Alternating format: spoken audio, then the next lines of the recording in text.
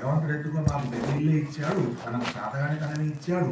అయినా తను ఉన్నది కాబట్టి ఆ ఇల్లు ఆ మాత్రం అంత పెద్ద ఇల్లు అయినా అంత చక్కగా అంత నీట్గా ఉంటుంది. ఆమెకు మొక్కాలి ఈ ప్రవచనపూర్వకంగా, అంత శుద్ధిగా ఉంచుకుంటుంది. విరిచిన బట్టలు ఉంచనీయదు, ఎప్పటికప్పుడు శుద్ధి చేస్తుంది. అలా ఉంటే ఇంట్లోకి లక్ష్మి ఉంటుంది. అలా లేకుండా ఉంటే ఇంట్లో లక్ష్మి ఉండదు. నువ్వు ఎంత కష్టపడితే ఏం లాభం, నువ్వు ఎంత పంట పండిస్తుంది, ఎంత వ్యాపారం చేస్తుంది, ఎంత లాభాలు వస్తుంది, ఇంటిలోకి రాగానే కార్తీక కర్పూరంలాగా కలిగిపోతుంది. పైగా ఎంత కష్టపడుతున్నాం, ఎంత వస్తుంది, బరకతు లేదని ఏడవడం. ఏడిచి నాలాంటి మూర్ఖుడి దగ్గరికి వస్తే నేను ఊరుకుంటాను. నేను 20,000 10,000 పెట్టి పూజ చేస్తా అంట. నేను చేసింది నీకు ఏమైనా పనికి వస్తుందా? నీ ఇంట్లోనే ఉండే దరిద్రం నేను చేసింది ఏం పని చేస్తుంది?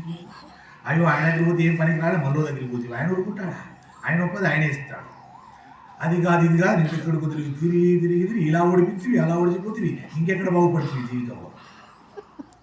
ఇదే కదా జరుగుతుంది. అంటే మార్చాల్సింది ఎవరిని? పంతులను కాదు, వ్యాపారం కాదు, నీ ఇంటిలో శుభ్రతను మార్చు. అలా మార్చితే నీ ఇంటిలో లక్ష్మి నిలబడుతుందని చెప్తుంది అమ్మ. ఏమి సన్నివేశము ఎక్కడాగా తీసుకెళ్ళి చెప్పిందో చూడండి. ఇది లేవా ఇళ్ళల్లో? మీరు చూస్తలేరా? కొన్ని ఇళ్ళల్లోకి వెళ్తే కనబడతలేవా? ఏం అనలేకపోతాం వాళ్ళని.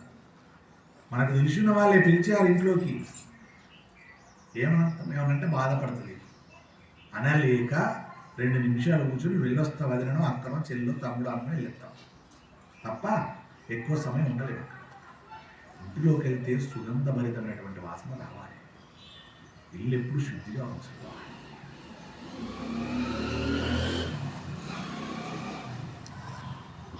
మరీ ఎక్కువ మాడని చెప్పేసి అనుకోండి దిష్టి జరుగుతుంది. అంటే 15 రోజులు ఒక్కసారి దొరుకుతుంటుంది. నేను వద్దన్నా వినదు. పుదువులే ఎందుకు అంటే వినరు. ఆమెకు చాతగాకపోయినా చేస్తూనే ఉంటారు. అంటే ఆ తల్లి